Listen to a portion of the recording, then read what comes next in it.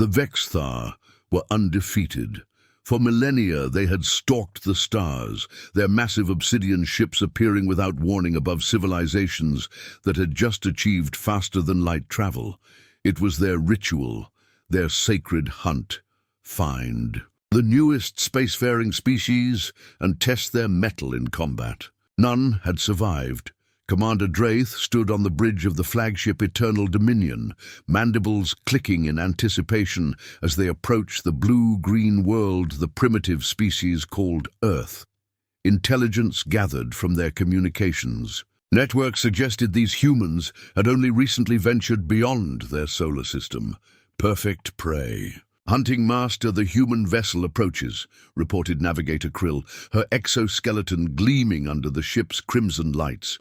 Small craft, only 4 life forms detected.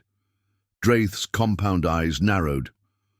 Curious, most species send armadas. When they detect our presence, the commander's chitinous claws tapped rhythmically against the obsidian command console.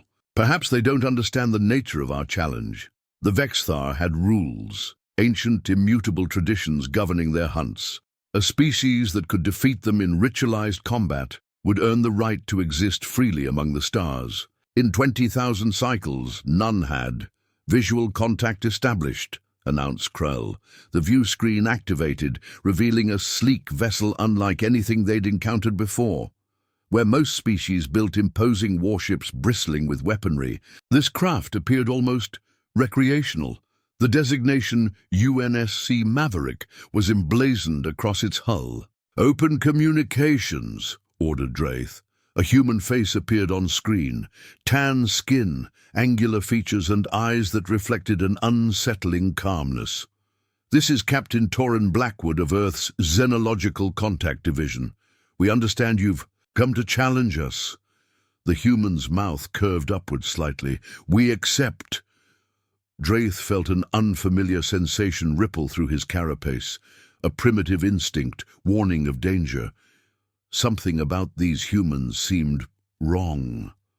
Their vessel was too small, their numbers too few. It defied logic. You understand the consequences of failure. Draith clicked.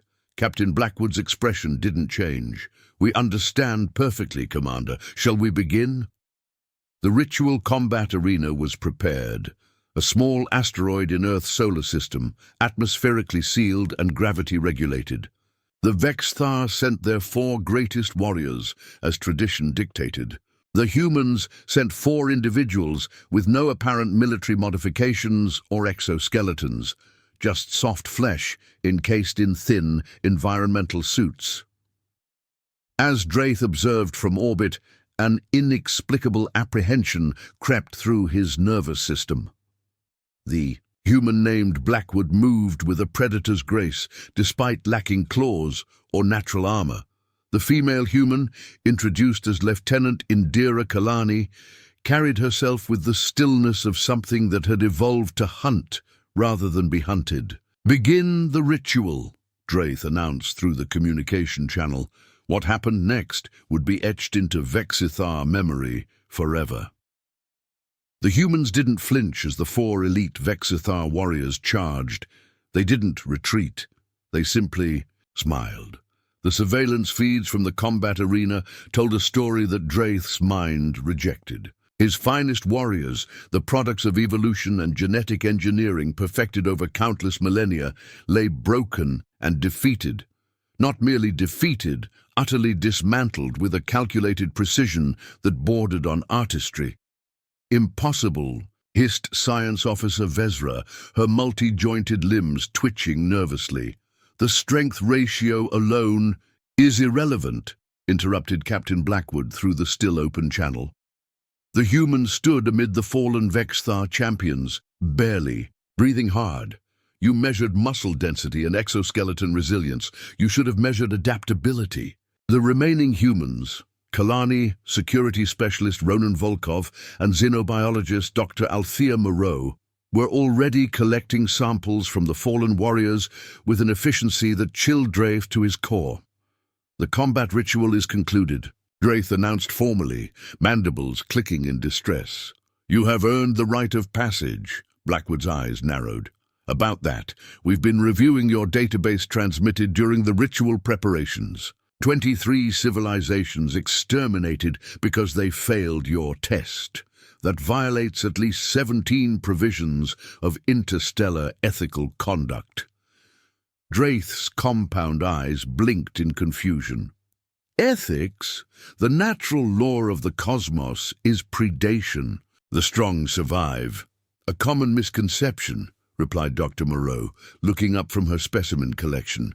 Her voice carried the calm authority of a being utterly comfortable with dissection. In advanced ecological systems, apex predators rarely exterminate. They cultivate. The communications suddenly broadened, splitting into multiple feeds. To Draith's horror, he realized the humans were transmitting from several locations simultaneously. While we engaged your champions, Volkov explained, his accent thick with satisfaction, our main fleet was deploying throughout your system. Sensor. Officer Mektoth screamed in alarm. Commander, multiple vessels detected. They weren't there moments ago. On the view screen, hundreds of human ships materialized from seemingly empty space. Their stealth technology had rendered them completely invisible to Vexthar sensors. We could have announced ourselves conventionally, Blackwood continued, but we needed to understand your intentions first. Your ritual provided that clarity. Lieutenant Kalani stepped forward, her dark eyes reflecting something ancient and dangerous. Humanity evolved on a death world, Commander. While your ancestors were dominant apex predators, ours were persistence hunters who learned to outthink creatures 10 times their size. Draith felt his blood run cold. What? What are you? We're what happens, replied Blackwood, when prey evolves to become the ultimate predator. The Eternal Dominion's War Council chamber had never known silence like this. 8 of the highest-ranking Vexthar sat frozen as they reviewed the combat footage for the 12th time. They predicted every movement, whispered battle strategist Ixil, every standard combat pattern we've perfected over millennia. Worse, added Vezra, manipulating the holographic display.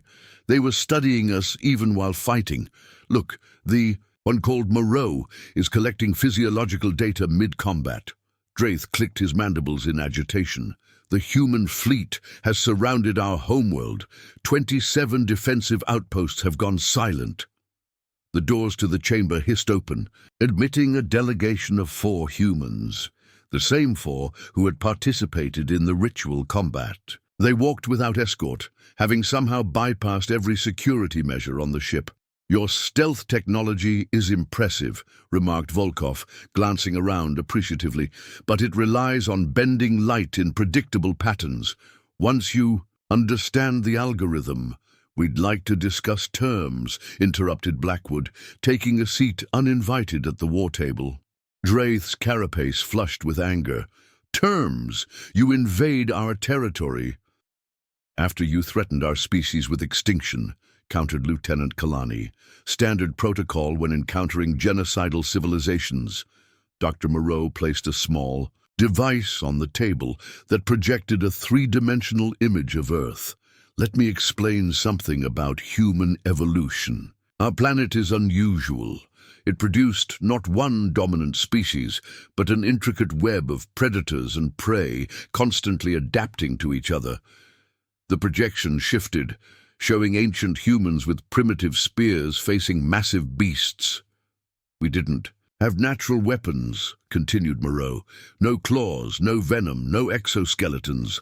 What we developed instead was pattern recognition and tool creation. We learned to understand predators so thoroughly that we could predict their behaviors. Volkov leaned forward. When humans encountered apex predators, we didn't just defeat them, we domesticated them. We turned wolves into companions that would die protecting us. The image changed again, showing ancient DNA strands transforming. Most importantly, added Blackwood, we developed something you Vexistar never needed: empathy. Understanding the Minds of others became our evolutionary advantage. Draith's compound eyes darted between the humans. What are your terms? Comprehensive reform, replied Blackwood instantly.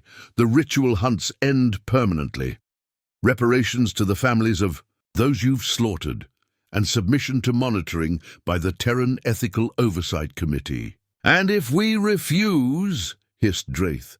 Kalani smiled, a cold, predatory expression. We've already mapped your neural biology.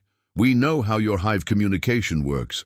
While we've been talking, nanoprobes have been distributed throughout your atmosphere. The Vexthar Council erupted in clicking alarm. They would allow us to recalibrate your species' aggressive tendencies, explained Moreau with clinical detachment. A simple adjustment to your neurotransmitter production. You wouldn't even notice the change, beyond a sudden distaste for violence. Draith felt true fear, not the ritualized anticipation of the hunt, but primal terror. You would change our very nature? We prefer cooperation, said Blackwood. But as I said, humanity has extensive experience domesticating apex predators. The Terran embassy on Vexthra Prime was an architectural anomaly, curved lines and transparent materials among the angular obsidian structures favored by the indigenous population. 6 months had passed since the humans had imposed their reform on the Vexthar Dominion, and tensions remained high. Draith, now serving as liaison officer rather than hunt commander, approached the embassy with mandibles tight against his face, a sign of extreme discomfort among his kind. The neural recalibration that Kalani had threatened had not been implemented, but the constant presence of human monitoring technology made many Vexthar feel as though invisible neurological shackles had been applied anyway. Commander Draith, greeted Ambassador Morik Vasiliev, a tall human with silver-streaked hair and weathered features. Thank you for responding so quickly to our request. Draith inclined his armored head slightly. The High Council instructed me to offer full cooperation. Please, follow me. The ambassador led Draith through the embassy to a secure conference room where Captain Blackwood and Dr. Moreau waited alongside unfamiliar holographic projections. These transmissions were intercepted by your outer defense network 3 days ago, Blackwood explained without preamble. Your analysts flagged them as anomalous, but we believe there's something more concerning. The holographic display activated, showing a series of energy signatures unlike anything Draith had encountered. Dr. Moreau tapped the display, expanding one particular pattern. We've seen these before, in historical records from extinct civilizations. They're the precursors to an invasion by the Voidborn. Draith's compound eyes widened. The Voidborn are mythological, stories to frighten hatchlings. Every myth has origins, countered Moreau. We've analyzed 37 extinction events across the galaxy. All share these energy signatures in the weeks preceding total civilization. Galapse! Ambassador Vasiliev stepped forward. We believe the Voidborn are an ancient species that evolved in deep space, possibly in the void between galaxies. They consume civilizations when they grow too visible. Why would they target us now? Clicked Draith. Our conflict, explained Blackwood grimly. The energy expelled during our confrontation, particularly when our fleet revealed itself, created a beacon. Draith's carapace drained of color. If these Voidborn are real and as dangerous as you claim, we must prepare for war. That's exactly why we've brought you here, said Blackwood. Humanity has technological advantages, but the Vexthar have something we lack. Evolutionary experience as apex predators. Moreau nodded. You understand instinctive hunting patterns that humans had to learn intellectually. If we're going to survive the Voidborn, we need that knowledge. For the first time since their species met, Draith saw uncertainty in the humans' eyes, a vulnerability they'd never displayed before. You're asking for our help? Draith clicked in disbelief. We're Proposing an alliance, corrected Ambassador Vasiliev. Equal partners against an existential threat. Lieutenant Kalani entered the room, carrying a ceremonial case. To demonstrate our commitment, we're returning these. She opened the case, revealing the sacred hunting blades taken from the fallen. Vexthar champions during the ritual combat. The true test of an apex predator, said Blackwood quietly, isn't just defeating rivals, it's knowing when to form a pack. They came without ships, without recognizable technology, just vast, undulating shadows that absorbed light and energy. The first Vexthar outpost disappeared without transmitting a distress signal. The second managed to send only a fragment of sensor data before going silent. The joint human Vexthar defense fleet assembled at Proxima Station, the last defensive position before both their home systems. Captain Blackwood stood on the bridge of the UNSC Indomitable, now fitted with Vexthar hunting arrays that extended the ship's already formidable sensor capabilities. They don't just consume matter, reported Dr. Moreau over the tactical channel. They consume information, quantum states, electromagnetic patterns, even thought itself. Beside Blackwood stood Draeth, now supreme hunt strategist of the combined fleet. The Vexthar's chitinous fingers manipulated the tactical display with precision. Traditional weapons will be ineffective, clicked Draeth. They exist partially outside conventional space-time. Lieutenant Kalani, commanding the stealth destroyer Silent Justice, sent updated tactical projections. Then we don't fight conventionally, we use the Bellador Protocol.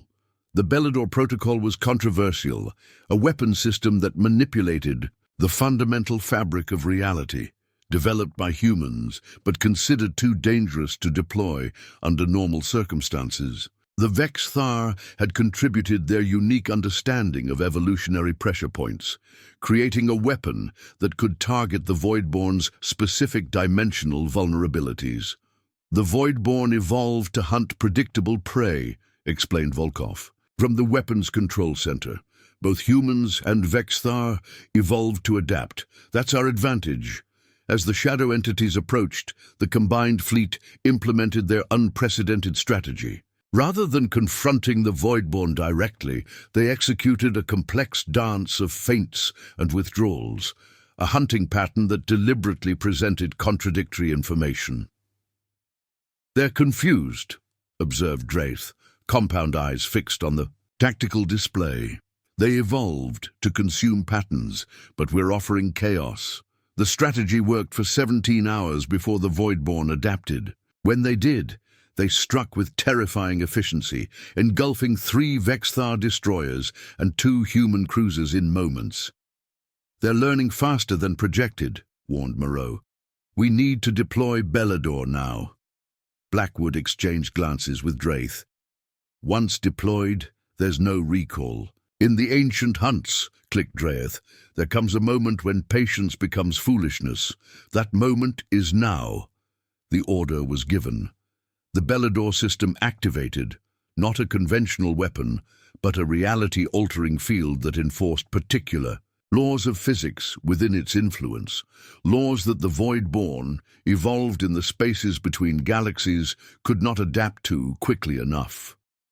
The shadow entities convulsed as solid matter was suddenly forced upon their fluid existence. For beings that had evolved to consume information and energy, the sudden constraint of physical form was agonizing. It's working, breathed Kalani. But victory was short-lived. The largest Voidborn entity, a vast shadow spanning kilometers, began to divide, not in retreat but in adaptation. Each division became more solid, more defined, more capable of operating within the constraints imposed by Bellador. They're evolving in real time, Moreau reported, voice tight with alarm. Exactly what the theoretical models warned against. Draeth's mandibles clicked rapidly, a sign of intense concentration. They've become physical. Now we hunt them as physical beings. The battle for Proxima Station would later be recorded, in both human and Vexthar histories, as the moment both species truly understood each other. As the void-born entities solidified, adapting to the Bellador field's constraints, the combined fleet executed a strategy that played to both species' evolutionary strengths. The Vexthar ships, with their superior natural hunting instincts, herded the now corporeal void-born into carefully calculated killing zones. Human vessels, employing their unparalleled adaptive tactics, struck with precisely calibrated weapon systems designed to exploit the vulnerabilities Dr. Moreau had identified in the newly physical entities. "They're retreating," announced Volkov, as the shadow creatures began to withdraw, but Captain Blackwood's expression remained grim. "Not retreating, regrouping." Sensor data confirmed his assessment. The Voidborn weren't fleeing in defeat. They were consolidating into a single massive entity, growing denser and darker with each passing moment. "All vessels, fall back to secondary positions," ordered Blackwood. "Prepare for final countermeasures." The final countermeasures were a last resort, a modified version of the dimensional technology that had allowed humans to achieve their remarkable stealth capabilities. If it worked, it would create a pocket universe that would trap the Voidborn indefinitely. If it failed, the resulting dimensional collapse would destroy the entire fleet. As the massive shadow entity surged toward them, Draith moved to Blackwood's side on the bridge of the Indomitable. "The trap is set," clicked the Vexthar strategist. "But someone must remain to activate it once the entity is fully contained," Blackwood nodded grimly. "The triggering mechanism requires physical activation. Remote signals would be absorbed by the Voidborn." Their eyes met, compound and human, in perfect understanding. Two apex predators recognizing the ultimate sacrifice. "My ancestors hunted across the stars, believing we were the galaxy's perfect predators," said Draith. "We were wrong. But perhaps we can still die, as hunters should, protecting our territory." Blackwood extended his hand, a human gesture of agreement that Draith had learned to recognize. "Not just our territory, our future." The plan proceeded with brutal efficiency. As the combined fleet executed a fighting withdrawal, the Indomitable remained behind, its engines modified to emit the precise energy signature that would draw the consolidated Voidborn entity into the dimensional trap. On the bridge, now evacuated except for Blackwood and Draith, the final preparations were made. "Your species called us monsters," clicked Draith as the shadow entity approached, tendrils of impossible darkness reaching toward their ship. "Perhaps we were, but you showed us something greater than predation." Blackwood nodded, his hand hovering over the activation control. "And you showed us that our evolutionary path prepared us for this moment, not just to adapt, but to protect." The Voidborn entity engulfed the Indomitable, darkness flowing through the hull as if physical barriers meant nothing. As it reached the center of the ship, the heart of the trap, Blackwood slammed his hand down on the control. Reality itself folded. The dimensional pocket snapped shut, taking the Voidborn, the Indomitable, and its two commanders into a space between spaces. At Proxima Station, the remaining fleet watched in silence as the dimensional ripples settled. Lieutenant Kalani, now the ranking human officer, stood alongside Huntmaster Ixil on the observation deck. "They knew they wouldn't return," said Kalani softly. "Yes," clicked Ixil. "But they died as the greatest hunters, ensuring the survival of their pack."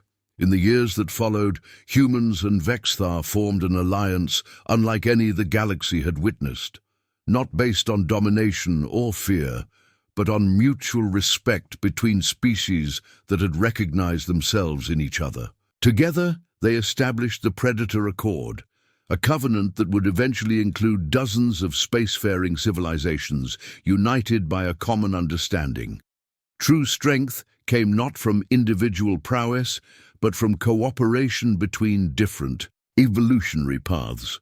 Throughout the galaxy, the story spread how the deadliest hunters in the cosmos had fled in terror upon facing humanity, only to return as their staunchest allies. And somewhere, in a pocket dimension beyond normal space, two apex predators stood eternal watch against the darkness that had threatened everything they had fought to protect. As new threats emerged from the depths of space, they found not disparate civilizations vulnerable to conquest, but a united front of predators who had learned to hunt together, a legacy born from the moment when humanity proved that empathy could be the deadliest evolutionary advantage of all.